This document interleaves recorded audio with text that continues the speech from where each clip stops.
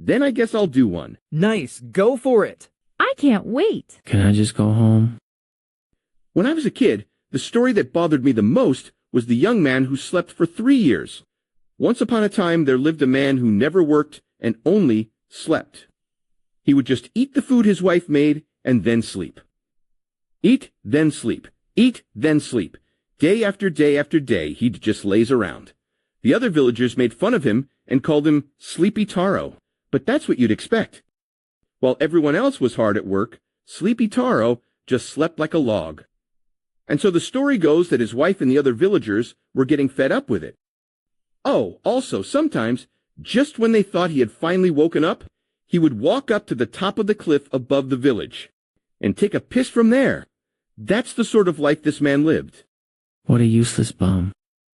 Also, the town Sleepy Taro lived in was having drought problems and all their crops were withered to shit, so they were in a pretty bad spot. But Sleepy Taro was completely ignoring that situation and just eating and sleeping. So obviously the villagers were pissed. They began to say, our village doesn't have enough water because that asshole doesn't work, and hatched a plan to kill him. This folktale uses a lot of rude words. So then everyone was just about to go raid Sleepy Taro's house when he suddenly woke up and started walking to the cliff. They figured he was just going for a piss or something, but then suddenly he started pushing the big boulder at the top of the cliff. Then the rock fell down into the river below and redirected the flow of the water into the village. Seeing this, the villagers started to cheer. Yes, the truth is, Sleepy Taro wasn't just sleeping.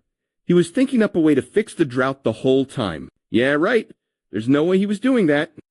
The villagers were so thankful towards Sleepy Taro that they brought tons of food and rewards to his house, and they started to sleep again. The villagers thought, he's probably going to think up another good plan for us, so they treated Sleepy Taro very well, and it all ended happily ever after. See? He just went back to sleep again. These villagers are so gullible, it doesn't make sense at all.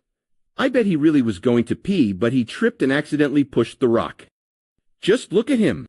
That's not the face of a man who thinks about anything. That depends on which picture book you're reading. Excellent work, Aren. Those were some wonderful retorts. You're right. The person who came up with that story must have been a NEET. I'll say it again. Aren't we supposed to be discussing which play we're going to perform? Oh, I think I've got it now.